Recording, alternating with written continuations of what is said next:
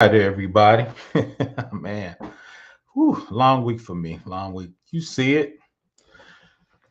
U.S. energy firm shares how I'm calling it Harika ransomware hacked its system. So we're gonna walk through that today. We're gonna let a few people file in. I was on Gabe's channel and they said they were coming over here. Go check out Struggle Security. He was talking about consulting services. So I think this U.S. energy company is going to need some consulting services. So that's what we're going to talk about today. You saw it. We're just going to walk through it. The cool thing is they were pretty transparent. So that's a good thing. So they kind of wrote up in this article and put it in another article. So we're going to get to it. Give me a one in the chat if you can hear me. Give me a one in the chat if you can hear me. Salute, casual economist. Glad you left. Gabe's channel, that was super quick. I didn't think it was going to be that quick, but nah, thanks for joining me. You see it right there. We're going to talk about this energy firm. They had a ransomware hacked and they were pretty transparent about it. So we're going to actually go through there. And I think Gabe said he was going to come through and join me. And that's right up because like he said in his video, um, offensive threats, OC type stuff, SCADA type stuff, right? That's more of a hardware IoT type thing. So we'll start reading the article shortly. Let's see. Once again, happy Friday. Woo. So, like I said, I'm gonna start reading and then we can just jump into it. You know how we do it. If you got any tech questions or cybersecurity questions, just drop them in the box. What's up, Ty? Glad you can join me. Salute. So let's start checking out and see what happened. I always get nervous when energy companies get hacked. I don't know. I always go straight to it's a nuclear attack, right? They go to destroy the United States. I don't know. I think I've been watching too many James Bond movies over the years, so I don't know why I directly go to that. So let's get at it. Let's see. What's the size of that? No, that's a pretty good size. In a rare display of transparency, U.S. energy company BHI Energy details how Erika ransomware operation breached their network and stole their data during the attack. So they got breached and data got stolen, man. Come on, Erika. We got to do a better job, man. Y'all need to contact my man Struggle Security, man. Y'all need to get some cyber services over there. That's what they need. They need to get some cyber services over there. Greetings, Kim, man. Glad you could join me.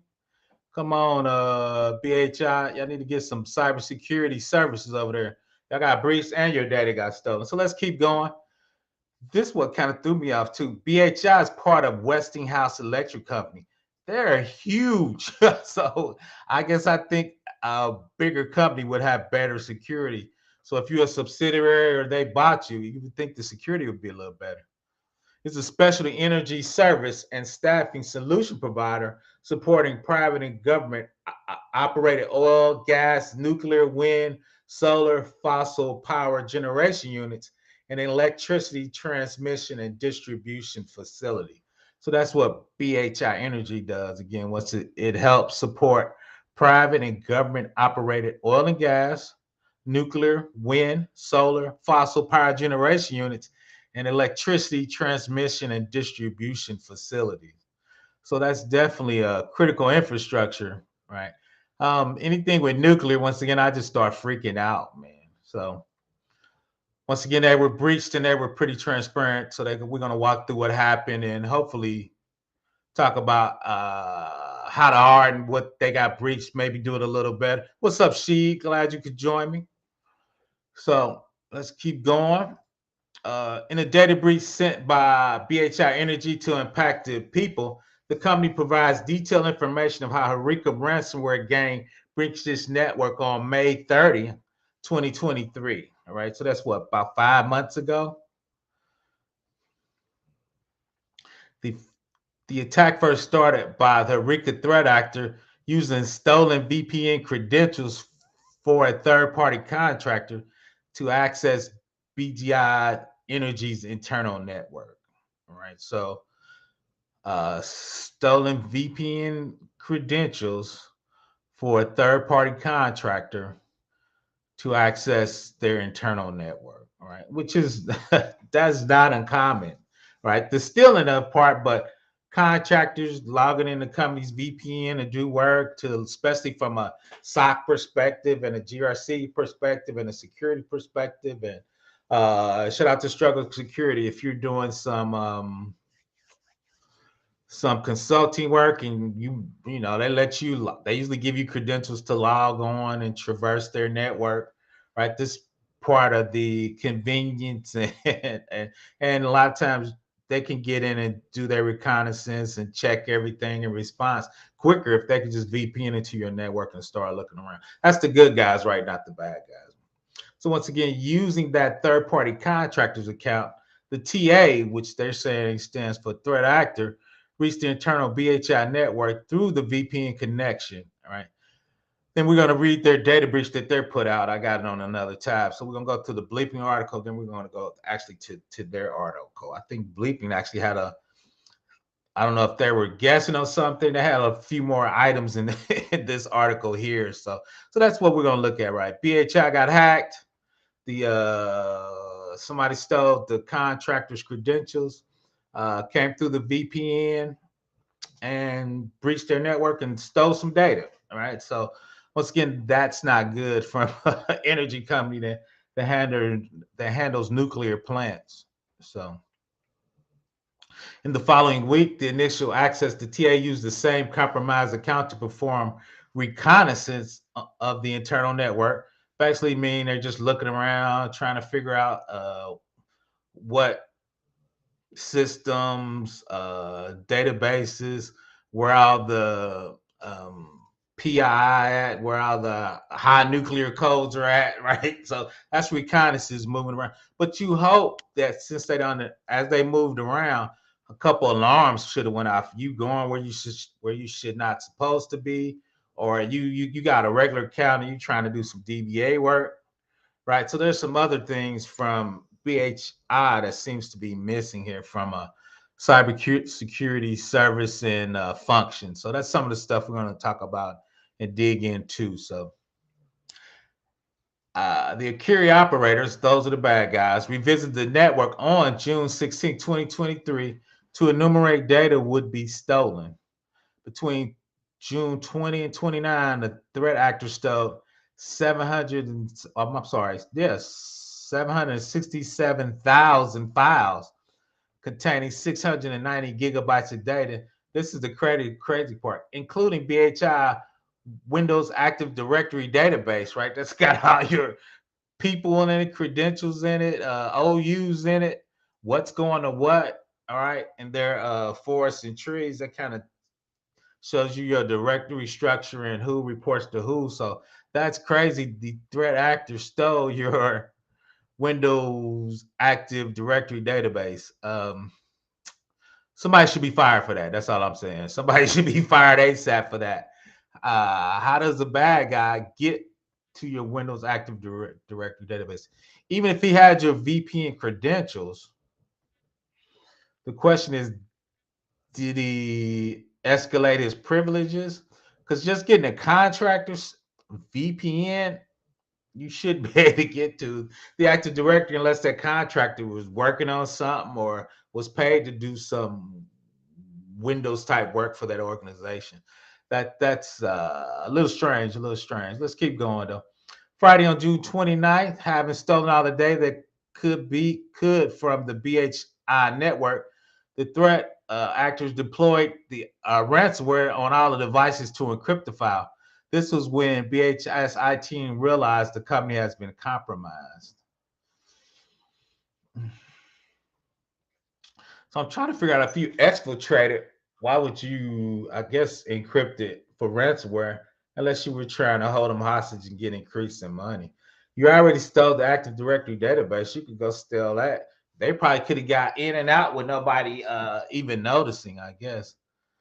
That's when the IT team realized. The firm says they immediately informed law enforcement. We talked about that on some videos when we were talking about DJ Envy when the FBI rolls in there, right? You got to get your law enforcement involved. Engage with the external experts to help recover the impacted system.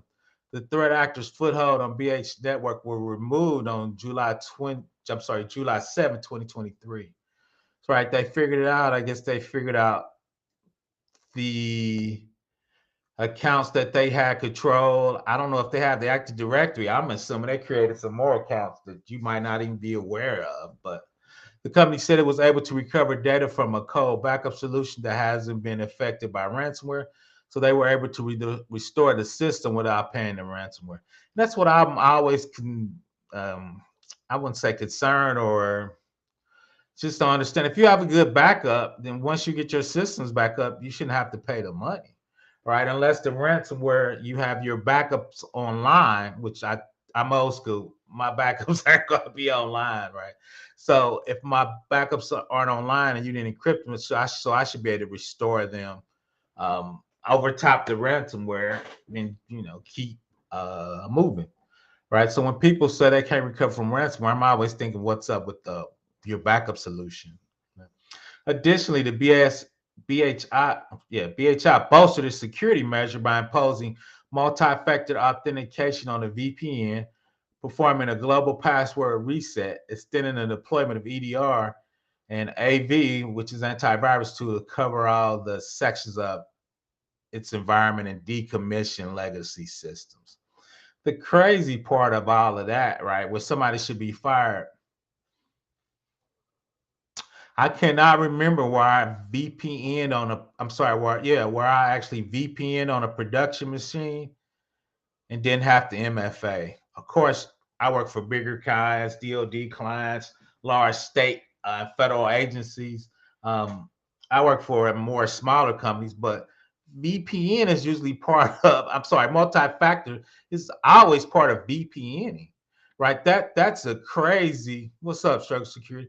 That's crazy. So that to me is almost negligent. Of course, PBO is,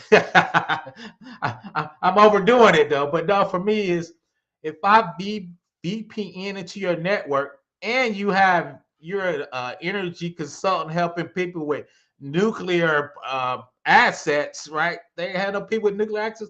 There's no way I should VPN without an MFA, right? So I think they're fine. And I don't know, maybe Struggle Security can come up and help me with the nuclear requirements. I'm thinking from a federal perspective, NIST 800-53 high trust, that's a big fine if you don't have MFA. Because when you log in to do nuclear work or even look at a nuclear panel, that's high level security. So if you on high level security, I don't understand how you can do high level security without multi-factor authentication. And the sad part is it's super easy to do now. Everybody know I'm an AWS fanboy. I've been studying, so I ain't done anything. About 4 months, I got to get back on it. But so for me, that's negligent. So if somebody came to me, I'd be like, hit them with the big boy fine, right? So we're gonna read that once again, and I'm gonna move on. Additionally, BAS bolstered their security measures. I dropped the link. Gabe, if you want to come up, it's down there. If anybody wants to come up, but Gabe, I dropped the link if you want to come up. Once again, if BHI bolstered its security measures, meaning it wasn't doing that beforehand, right? So bolstered it by imposing multi-factor authentication on a VPN access, performing global reset, extending the deployment of EDR and AV. So the question is, when you say extend, did you have machines in your area that wasn't deployed on, or did you CDR usually has a ton of modules. Did you deploy some extra modules? So what does that mean? So yeah, so I'm a little confused with that, but that's why shout out to Struggle Security. They need to get some security services on. Go check out my man's new video, Struggle Security. He was talking about cybersecurity services, and BHI needs some new services. Let's see what my man Cash Economist said. I think he was with me. Yeah, I thought MFA is mandatory. I don't know. That's a good question, man. I need to follow up on that. I would think the energy industry, though, casual economists, as I dig in more, I think they're a little behind. I think they have a lot more legacy equipment, a lot more technical debt that they have to deal with. So I think they're not imposing the most stringent stuff on it. But like I said, I was surprised and mortified. Let's keep going on that one. Uh, BHS was able to recover its system, and the threat actors could steal data containing employees' personal information. An investigation concluded on September 1st, 2023, indicated the following data was stolen: full name, date of birth, SSN, and health information. So I guess since they were for internal employees, yeah, because the health information threw me out for a minute, but I'm still confused about the health. I mean, you got what carrier I have, or if PBO fat and pre-diabetic, is that in there? So I don't know that health information. That's a that could be a bigger fine. That could be a bigger fine. HIPAA, HSS might weigh in on that. At the time of the writing, the Hurricane ransomware has not leaked any data belonging to BHI on the extortion portal on the dark web. Neither have cyber criminals announced BHI in their upcoming data leaks. The data breach notice um, enclosed instructions on enrolling in the 2-year identity theft protection through experience. So the next thing we're going to look at, we're actually going to look at what they sent out to their customer base. So once again, I'm still a little flabbergasted about the missing MFA when they first came. So let's look at what they sent out to their customers. And I too is I want to give them a shout out because they were transparency. Because on the next one, they kind of really kind of tell you what was taken, what was stolen, and kind of how they were moving, which I thought was interesting. Let's just say interesting. Let's see if you can see that. Let me make that a little bigger for the old people like me. Let's see.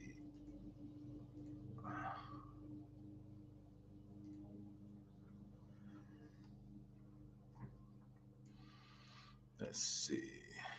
The other weird thing I wasn't gonna say weird. It seemed like they contacted a law firm, and the law firm actually brought them the red team to find out what happened and to do the forensic analysis and do the write up, which I thought was um, I guess unique. I would reach out the other way around. There's so many high powered cyber teams out there, and let them bring in the legal people. So I don't know if they had a pre relationship with the legal team. That's why they did that. It sounds like they're a little light around the security team part of that. So once again, let's keep rolling. So you see consumer protection, security breach notification. I guess they in Iowa, so they sent Office of Iowa.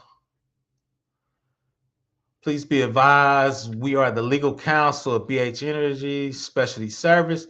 We're writing regarding the recent data security breach for over 40 years, has provided support, included specialty service and staffing solution to nuclear, fossil, hydro, wind, and solar generation power makers. Shows the address. Uh, the BHI information technology team initially identified evidence within the network had been encrypted. It immediately initiated, and we talked about this, and I got a couple business continuity and security response effort, right? So any system security plan you have or any organization, one of the first things you need to do as part of the assessment is what is your business continuity and incident response security plan? Taking steps to isolate the involved systems to stop propagation of the incident while ensuring that it will continue its business operation with only minor disruptions as it responded and investigated, recovered from the incident. As part of that process, also on June 29, 2023, it retained outside counsel, and through outside counsel, retained an outside third-party security firm to investigate the incident.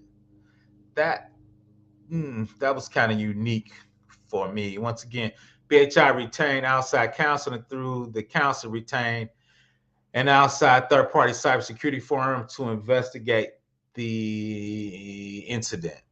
Right. So once again, um, everybody learns something every day. So that was kind of different. What's up, Blackjack? See what my side said. If the VPN was compromised, either through MFA, the MFA can be hacked along through tunnel, especially device Cisco. Now, yeah, Cisco had a ton of vulnerabilities, and I agree with that. But you're right. They would actually have to hack two things though instead of one.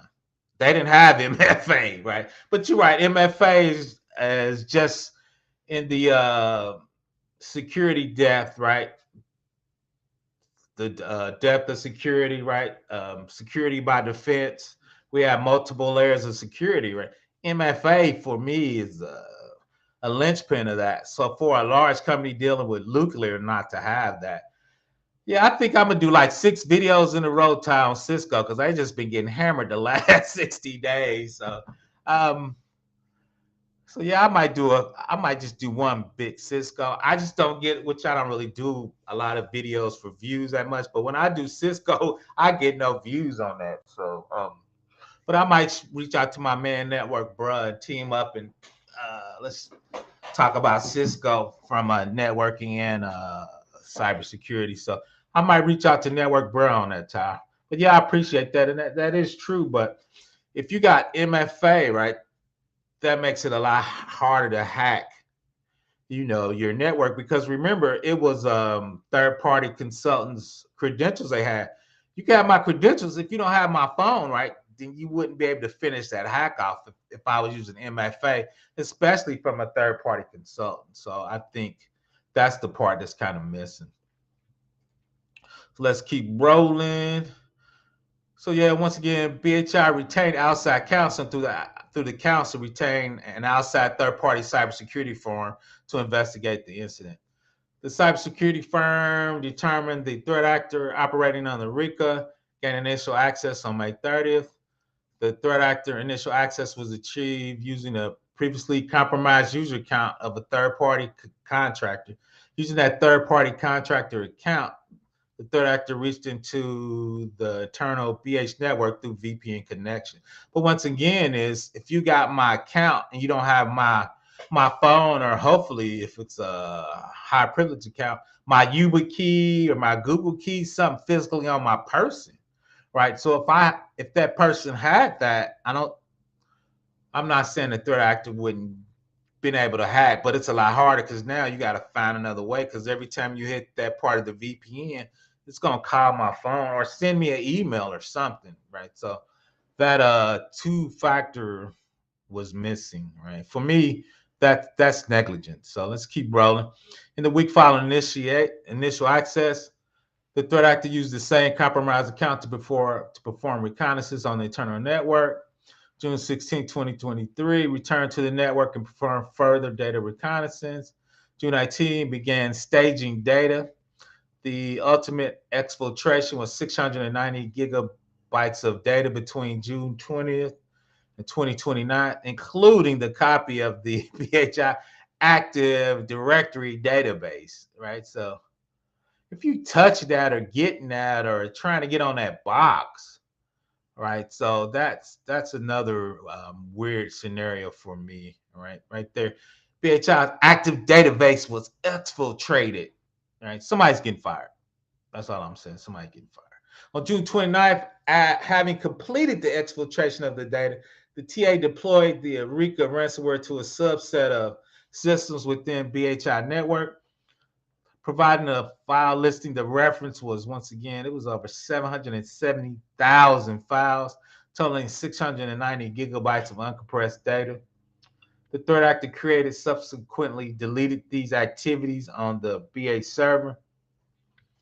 Immediately upon learning the incident, BHI brought in the outside forensic consultant operating under the guidance of the outside legal counsel, began taking action to remove the threat actor from the network and recover the involved systems. Also promptly contacting law enforcement because the company's cloud backup solution was not affected. BHI was able to successfully recover the data system without needing to obtain ransomware decryption tool from the TA. Removing the threat actor from the network, which occurred on July the 7th, 2023, extended its deployment of EDR and antitrust software within the environment, performed an enterprise password reset, decommissioned legacy and unused systems, implemented multi-factor authentication on a remote access VPN.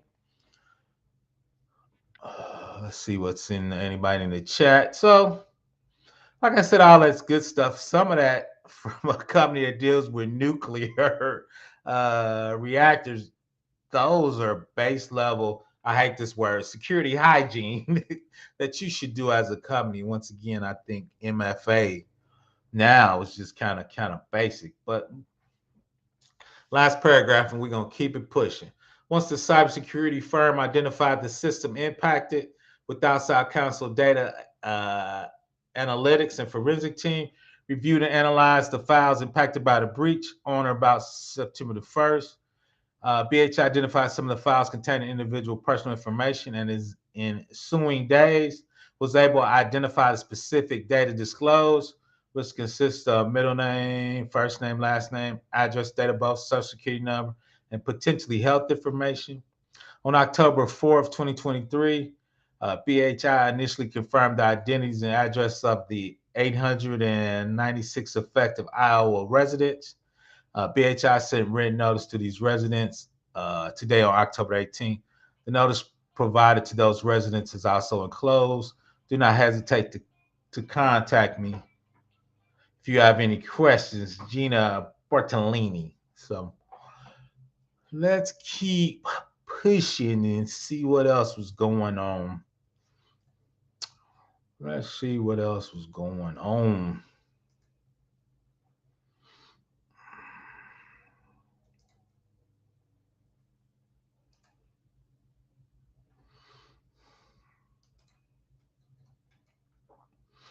You know me as an ex-professional, I can't help but throw some slides together. We got to put the slide game on there. So let's see what's going on.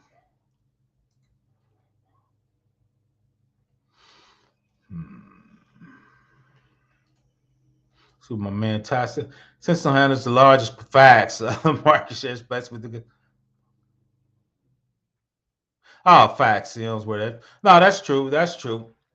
You're right. You're right. But the thing with that, Ty, is, once again, you're 100% correct. Is now you got to start doing more and more and more, and a lot of times hacker gives up. But you're right. You can sim hack it.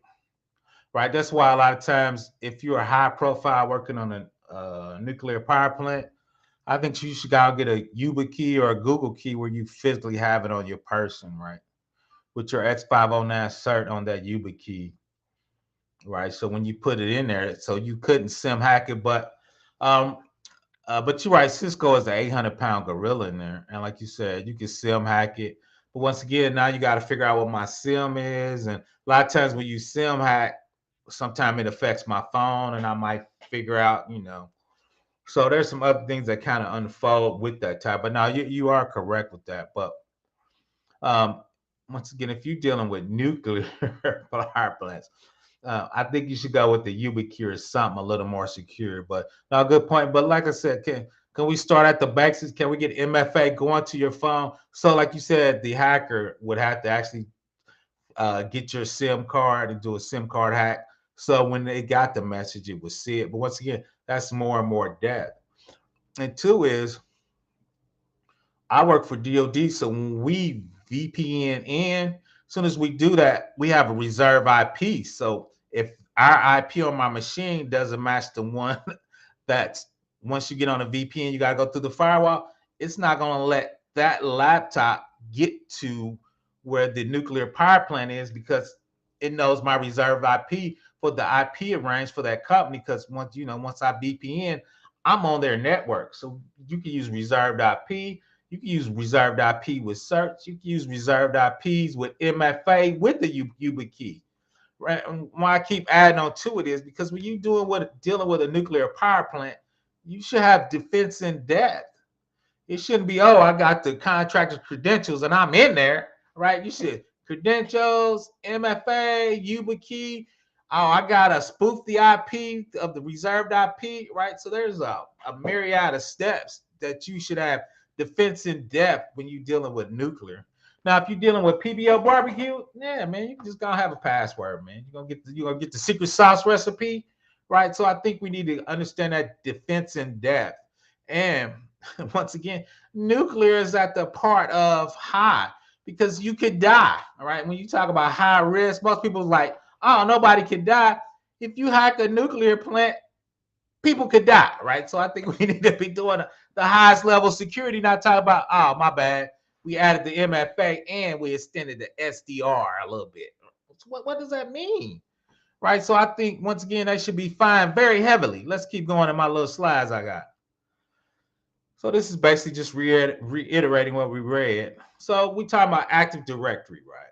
So that's Active Directory. It's usually everybody can get to it, right? It's got your credentials, it's got your OU, it's got your computer in OU, it's got you in OUs. So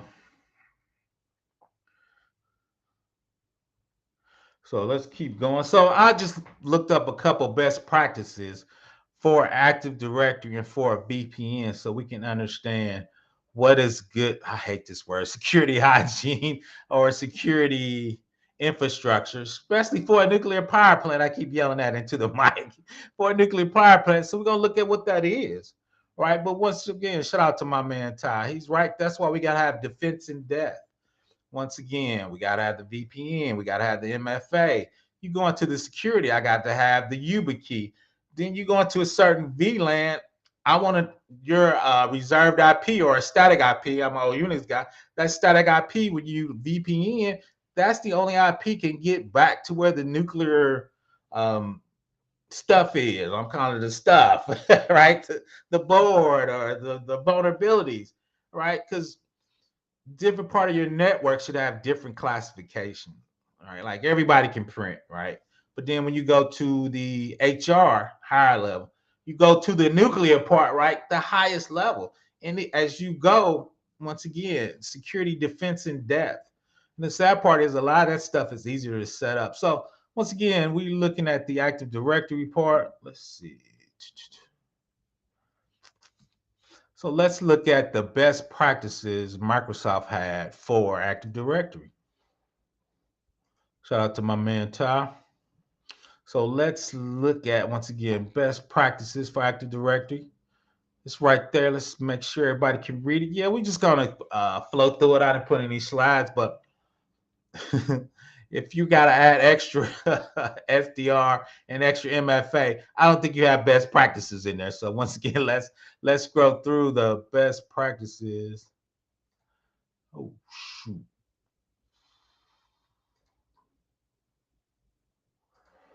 Okay, let's see. Okay, let's go. Make sure I got the right one. Yep, there we go. Oh, I got too many screens up. So best practice of Active Directory.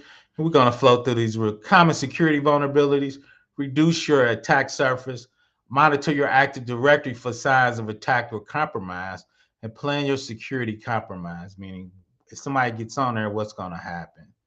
All right, we're just going to read these at a high level and flow through them super quick. Attacks against computer infrastructure has increased over the last decade. We live in the age of cyber warfare, cyber crime, and hacktivism. As a result, all sizes all over the world had to deal with information leaks, threat of threats of intellectual property, IP, denial of services, DDoS can even destroy. Let's see. We're going to describe most common types of vulnerabilities that observed into Active Directory deployments. We designed three recommendations: Microsoft Information IT, Security, and Risk Management. Common entry points, and I think that's what they said when they said they extended the SDR and the AV. And this is what they had. They had gaps in their antivirus and anti-malware. That's why he said they're extending it, right? They got to tighten it up. Incomplete patching, outdated application and operating system. Remember, they said they had legacy in there, right? That's legacy. It's outdated. We got to get rid of it. Some misconfiguration and lack of secure application development and deployment. Right? And this is the thing they talked about right there: credential theft. Right there, credential theft, right? They didn't do the best practices. Credential theft attacks are when an attacker gains privileged access to a computer on a network by using tools to extract credentials from session and accounts that are currently signed in. Attackers often go for specific accounts that already have elevated privileges. The hacker steals credentials of the account to mimic the identity to gain access of a person, right? Number one, they had a third party come in. All right. Hopefully, it seemed like it was elevated privileges because they got some good stuff. All right. The usual targets, like we talked about, permanently privileged account, VIP accounts, privileged attached Active Directory accounts, domain controller accounts, other infrastructure services that affect identity access configuration, such as PKI servers or system management servers. All right. So let's see. We keep room. So how are we reducing the attack surface? Reducing attack surface on your Active Directory deployment. Avoid granting access with excessive privileges. Remember, there are three built-in groups that have privileges on Active Directory: enterprise admin, domain admins, and administrator. Make sure you take steps to protect three of these accounts along with any other group. Implement least privilege to an administrative model. Do not use highly privileged accounts for everyday administrative access tasks if you can avoid it. Also, make sure your admins have only baseline privileges required to do their job. No extra privileges they don't need. Avoid giving excessive privileges to other accounts that don't need them. Make sure you don't accidentally give an account the same privileges across systems unless it's absolutely needed. Check the following areas to make sure you aren't granting access to your user account: Active Directory, member servers, workstations, application, and data repositories. And we're going to look at this. Is Gabe in here? I don't see him. Shout out to Struggle Security. Always shout out to him. So at the top, and we're going to look actually some security checks from Gabe's favorite place, the Stigs, that talks about those three level of account. And one of them, I think they tell you don't have any users in there, right? So we're going to take them. But those are the accounts you have to double check on your systems. You got to do access reviews to make sure you're not giving people account. And you're going to make sure their manager signs off on the things they should have on their account. Right. So at least once a year, we're trying to go to once every 6 months. You do an access review on everybody. You can do them in sections to make them roll so it's not on your account, like you do one division 1 month, one division another month, right? But over 6 months, you need to be hitting those divisions and having their managers sign off on those. Right? So make sure we have those locked down. Use secure administration tool. Never administers trusted systems from a less trusted host. Require right here, it tells you right here, require multi-factor authentication when using privileged accounts or doing administrative work. I'm gonna have to read that one more time for me. Require multi-factor authentication when using privileged accounts or doing administrative tasks. Physical security for administrative hosts is important as the system and network security. What does that mean is where are you logging in from? How are you locking down? Where I work at, if a consultant's doing from work, we actually send them a laptop from our agency to make sure they're at the same security level as us. Right? Or you got a VDI, meaning you go into a VDI service in Azure or Amazon, it's super locked down and you're in a sandbox, then you go do work in our network from their IPs from Azure AWS. So you would think a nuclear power plant would do that, right? So that's why I'm a little perplexed. So let's keep rolling. We about done. We about done. Keep your domain controllers secure. Keep your domain controllers physically secure within their data center, branch office, and remote location. Become familiar with your domain controllers operating systems. Configure domain controllers with built-in and freely available configuration tools to make security configuration baselines. You can enforce group policy objects. So definitely a fan of the GPOs. It's something we need to talk more about on my channel because from a GRC perspective and Blue Team, you need to be able to look at a GPO, export a GPO, actually fix a GPO, import them back in. Because really, the GPO is the security requirements for your particular office or whatever or your laptops or whatever servers you put in there. Those are the security requirements that need to be locked down. Once again, for those servers, domain controllers, or laptops go in GPOs, and it puts the security on there. Once again, we're gonna look at a few security checks. After this, we almost monitor your Active Directory for signs. Uh, Another way to keep your 8-day deployment straight is to monitor signs of malicious attacks or security compromise. You can use legacy audit categories and audit policy subcategories, or use the advanced audit policies for more information. Right. So basically, you put those policies on. It's going to fall down to Sentinel, or I think it's called Log Analytics. It's going to put all your logs when you logged on, when you logged off, if you upscale or logged in as a privileged account, if you deleted a privileged account, if you create, all those should be in the logs. You should have SOAR or things running through your log reports to give you those analytics to figure out what's changed. Right? If somebody creates a super high privileged account with root, that probably should send an email to the security team, right? Because it shouldn't happen a lot, right? And that's how you get the behavior of your network, and that's how you start getting your SOC working with you, right? But you got to feed the SOC the correct information so they can run those alerts to figure out what's happening. All right, so let's keep going. Almost done. Plan for your security compromise. Uh, while you can protect your ID, no defense is ever truly perfect. It's important that in addition to taking preventive measures, that you plan for the worst case scenario. When you plan for security breaches, you should follow guidelines. So maintaining a more secure network, maintain a more secure environment, create a business-centric security practice for Active Directory, assign business ownership to the Active Directory data, implement business-driven lifecycle, classify data as a system, application, or user. And here's some of the security measures. And once again, we're going to flow through these. Let's see if there's any more questions. So when people ask me a lot of times as a GRC person is, what are the requirements for Active Directory? What are the requirements for the SIEM?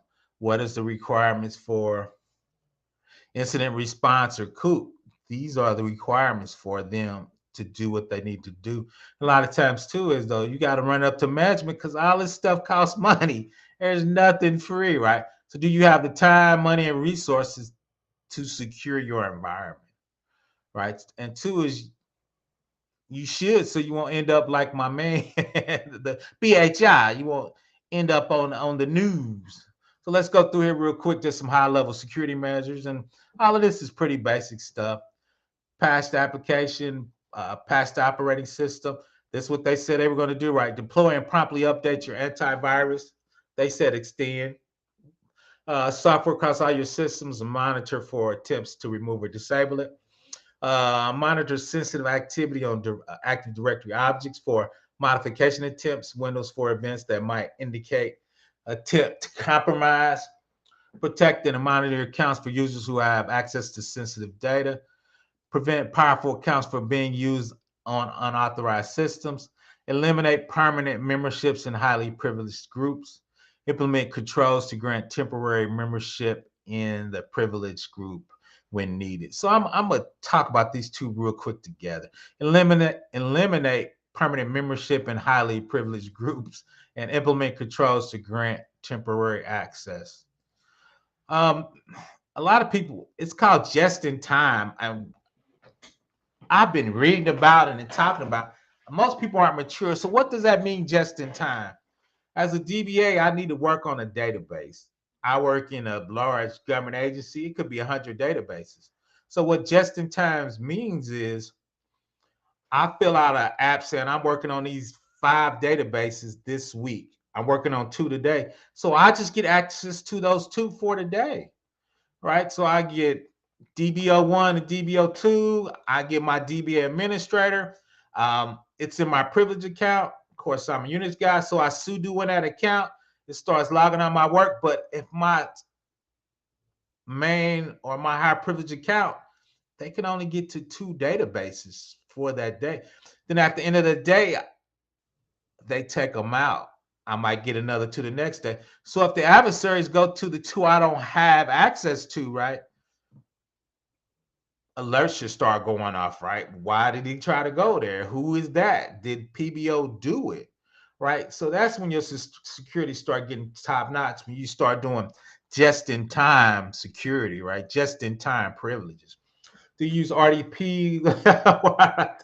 I don't RDP like that. We RDP a little different, but no, not the wider plant. So everybody's really trying to get away from RDP, but a lot of times in my other jobs, I RDP'd in. But once again, I had reserved IP and I had MFA into a certain subnet to be able to get to it, right? So even though we were using RDP, which we didn't like, we had MFA and we have reserved IPs, meaning the IP on your box will be the only one that will get to that firewall to be able to do that. But that's probably been two. I haven't RDP probably in 5 years, Ty. I don't do that type of work anymore. I do more paperwork. Um, I'll put those in the description at the end, casuals. I don't know if I don't think will it let me drop them in there now. I'm at Microsoft's shop. I'm at Microsoft's website right now, casual economist. And let me know. I'll drop them in the description at the end of the video. If you want them, I'll drop them in at the description at the end of the video. They might be there. I can't remember. But yeah, that's just best practices on Microsoft's side. But I'll make sure I drop them in the description. Protect and monitor accounts, prevent powerful users, eliminate permanent membership, secure administrative hosts. This is the big one right here. That's kind of what I was talking about. Use application allow list on domain controllers, administrator, right? What IPs am I going to allow to work on there? And two is what protocol with that IP am I going to let you do in there? Right. Identify critical assets, right? That's what they talked about. Decommission legacy systems. Use host-based firewalls to control secure communications. I'm a little iffy on this one a lot of times, especially in the cloud, because we're spinning up and taking them down a lot. It's a little extra work, but for stuff that's going to stay and not tear, because you're not going to tear down your Active Directory servers very often. So I would definitely do host-based firewalls on that. Patch devices. We talked about this. Make sure you have an incident recovery plan. Then shout out to Struggle Security. What's up? What's up? Keep it techie. Let's see.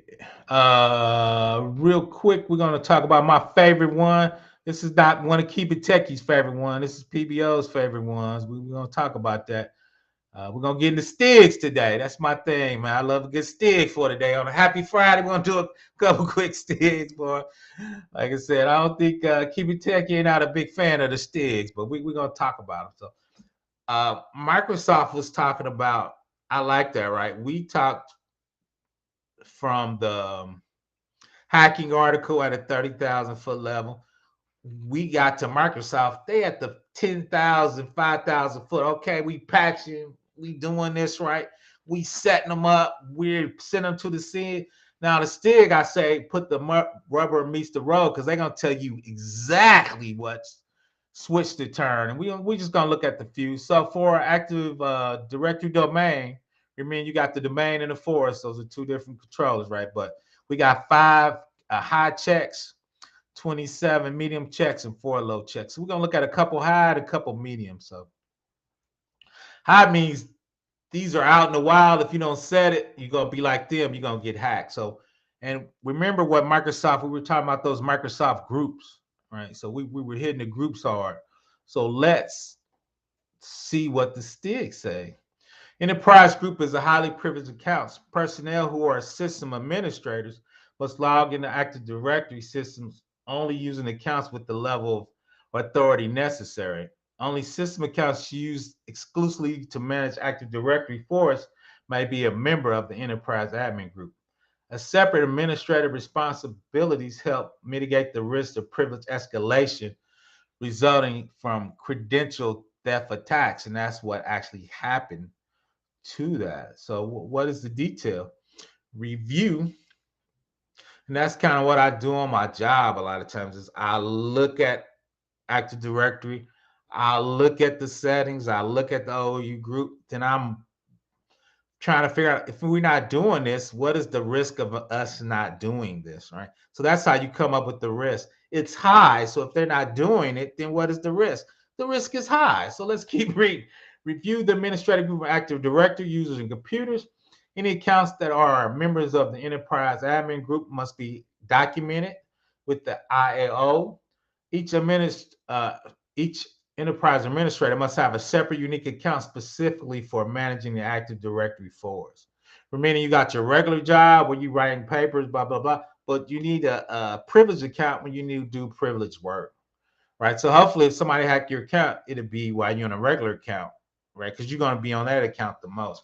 If any account is listed in enterprise admin group is a member of other administrative groups in the domain admin group, domain members group, or domain workstation administrator group, this is a finding, right? Each one of those groups is a separate job, right? Now we know some smaller companies, those are going to be together, right? So we got to understand there's a balance. But if you're a bigger company and all of these are separate groups and separate teams, you need to have separate privileged accounts, right? We know it's a pain, we know it's extra work, but that's how you stop. So you won't be like BHI and get hacked, right? And two is when you give somebody a privileged account, there has to be documentation for it. There need to be a ticket and there need to be approval. So check to see if the necessary documentation identifies the members of the group. Ensure each member has a separate unique account that can be used by management. Because when you work for the government, a lot of that's paperwork. So it's part of your system security plan and part of your access control, right? Your AC group, all of those tickets and documentations and SOP, standard operating procedure is how do you onboard a user? How do you onboard a DBA, right? When you onboard a DBA, they're gonna need some high privilege accounts. They're gonna need some root. They're gonna need some probably some access to some SAN. All right. So, but once again, there should be a documentation so you can see why does that user has this information.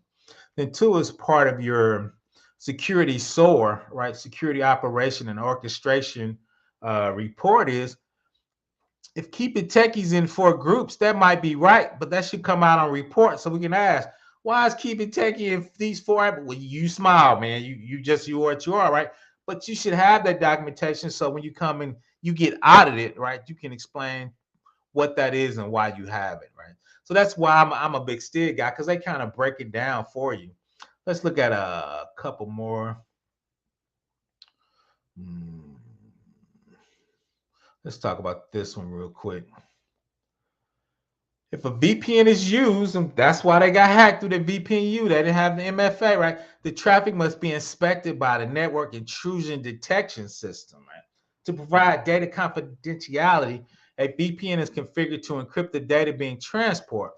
While this protects the data, some of the implementation does not allow the data to be processed through the intrusion detection system that could detect data from a compromised system or malicious client. Further policy details replace the VPN solution or reconfigure so the directory data is processed by a network or host-based intrusion detection system. So when that rogue user try to send our Active Directory database to China, right? Hopefully that would have been blocked by the firewall, the intrusion detection, because it's like, hey, why are you sending our stuff to China, right? So this is the check, right? Interview the site representative, ask about the location of the domain controllers. If the domain controllers are not located in multiple enclaves, this check is not applicable. The domain controllers located in multiple enclaves and the VPN is not used. It says this check is not applicable. If the domain controllers are located, you want to see a network diagram by the SA or NSO.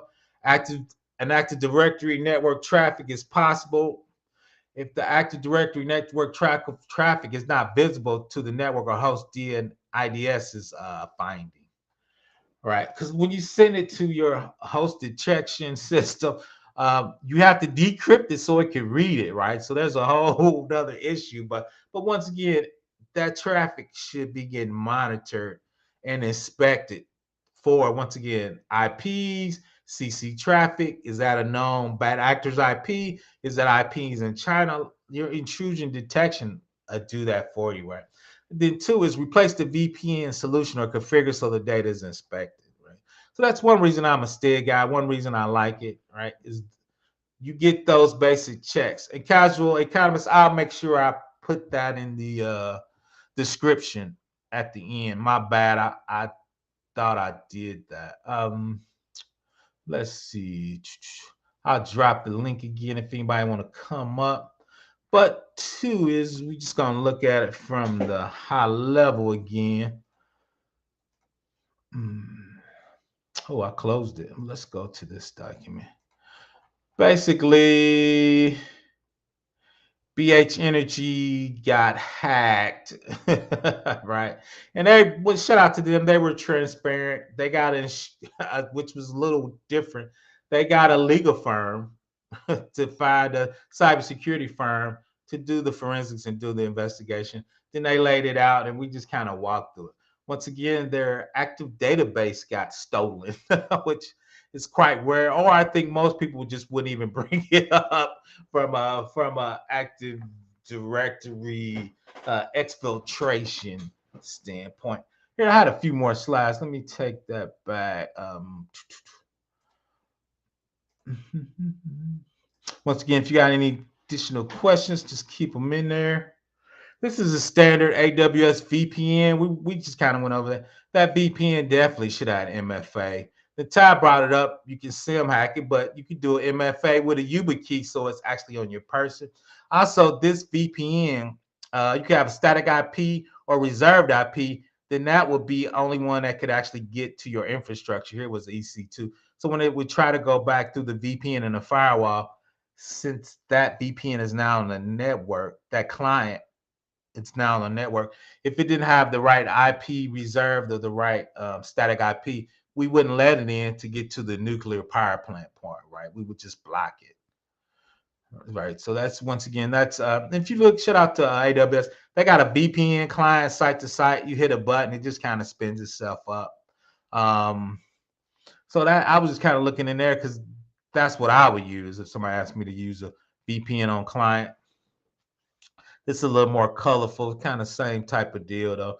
Users, VPN endpoint, when you come in there, we should be getting that MFA. That's what they added, which they should add. And two is part of that. We can have a reserved IP address um, or a static IP address. I'm a Linux guy, static IP address.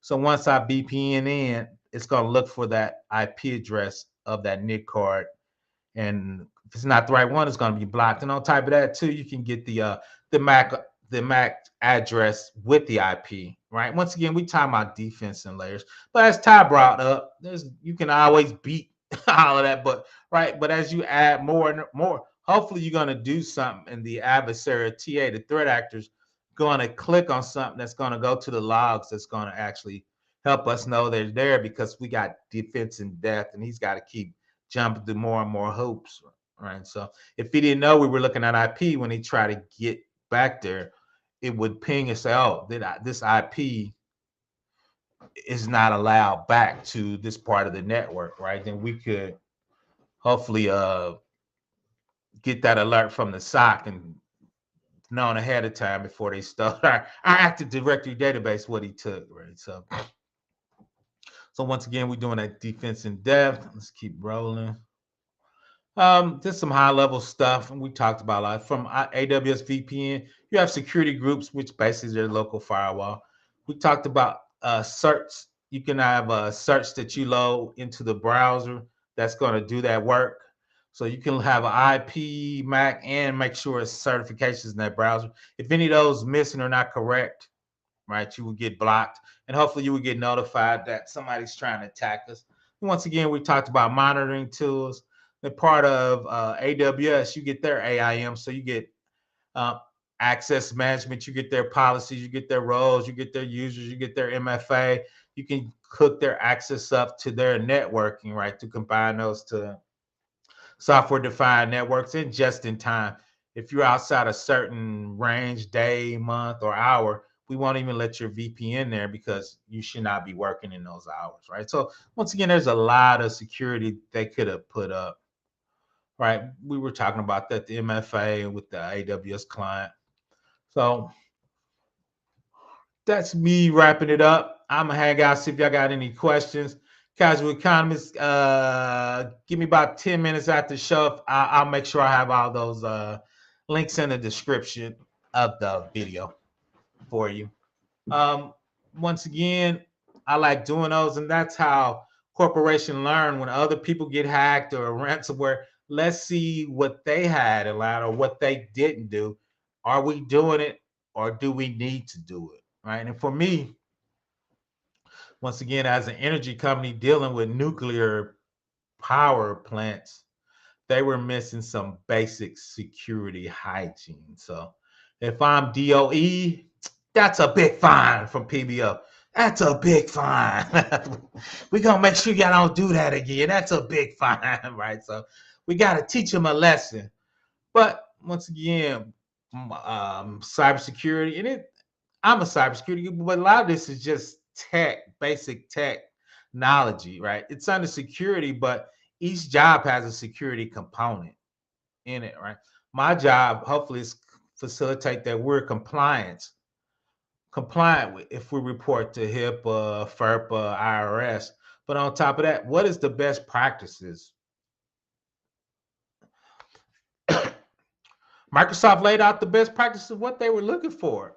That's the basic stuff. So whoever was in charge of the Active Directory seemed to be a little light in that area, right? So you should work on your craft and understand basic security features on top of your craft, right? You can be the best networking guy, but if anybody can get to it and hack it, right? You could be a DBA guru, but if you're a security owner and people can just log into your database, right, and take stuff, right, because you only secure as your weakest point, right, and that's why a security guy needs to kind of understand, at least at a high level, each one of those areas, right, so they can secure. Because if any one of those areas is weak, then you're toast, right?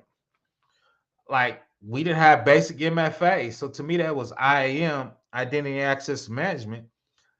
That's basic. So since they didn't have that, the AD guys was toast, right? They're like, you just let anybody on our network. You didn't have least privileges, so I'm calling them a carrier. I'm just making up name. I don't know how to put it. That group just stole the whole active. My thing is, what else do they steal? They just steal the active. They just steal the AD database. They didn't steal the database itself. They just still know nuclear power plant codes on there. If anybody familiar with Stuxnets, can they spin them and make the nuclear power plant crack like we did in Stuxnets? So I get worried when I see a nuclear power plant consulting company not doing basic security. Once again, I think they're negligent, right? So I think we should write them a letter. Very sternly worded letter. But once again, I'm just gonna hang around a little more. Basic security, what they were missing. But shout out to them. They were super transparent. Once again, MFA was missing. I probably would have had a MFA with YubiKey. Static IP, reserved IP. So only the IP on my machine could get back there. Because usually when you're talking about that level of administration, DBA, essays, I won't even say cybersecurity because GRC, we only got read in there. Architects, they can change cloud engineers. So you probably, even in big companies, you're not gonna have a ton of people. I worked at a company that had 30,000 people in it. It probably was only 100 highly restrictive accounts out in there, right? Um, so once again, just do basic security, understand the security for that. Once again, IAM, identity access management, gotta have a basic MFA. Shout out to Ty. You could do some SIM hacking. But once again, it's defense in depth. They just stole the credentials, MFA, then you got to do a little more, right? If I add the MAC address, to only want to get to the fire wall, right? But let's be realistic. You can spoof a MAC address, right? But it's another thing you have to do, right? IP, you can spoof an IP. YubiKey, you might clone a YubiKey, right? But those, once again, it's defense in depth, and that's what we're trying to get to. We're trying to make it so hard they're gonna go somewhere else, right? Or hopefully it's so hard they slip up and we find out before they steal our whole Active Directory. But that's all I got today. I saw that. I thought it was a unique article. I've been reading a lot of paper today, so I need a little break. So I was reading BAAs, SSPs, RFPs, RFIs. Yeah, one of my subscribers wanted me to do a risk assessment for when you first buy software. So kind of like this is if you bought VPN software for a third party, how would you do a risk assessment to see if it was appropriate to come in your organization? And two is the question is, and I would is part of that risk assessment is this is a third party consultant. He's not in our infrastructure, right? He's probably using his machine. What other defense in depth activities or devices we need? First one I'm gonna say is MFA. All right, a lot of people know I do a lot of IRS work and HIPAA work. That's one of the first things they say. Up, if you're doing VPN and you're not from this organization, right? You got to do MFA. So that's something pretty basic. Once again, I'm kind of shocked. I'm shocked a company working with nuclear energy wouldn't have that all. So, but once again, I'm gonna see y'all in these cybersecurity streets. Go check out my man, Keep It Techie. I always giving out great videos. Check out my man, Struggle Security. I thought he was coming up. He might have to be on baby duty. Shout out to him and the wife doing things properly. Shout out for Sheed, always looking out. Shout out to Ty. Shout out to everybody, casual economists. A lot of these people was in here when I had three subs and two people on the live. So I want to send a shout out to all those people that were with me from the day one. Started from the digital bottom. Yeah, casual. If I forget, ping me on one of my videos. Ping me on this video if you don't see that in 30 minutes. Say, PBO, where my links at? I'm gonna make that happen, casual, because you always support me, man. So I can at least give you some links. So I'm gonna make sure that happens, casual. Sometimes PBO get busy and he forget he old, but ping me. But I'm gonna get those out there for you, casual. Everybody have a great Friday, TGIF. Everybody have a great weekend. Ooh, I'm tired. I need this day to be over with. Professor Black Ops, you know me. You see it, let's get it. I'm out of here. Everybody have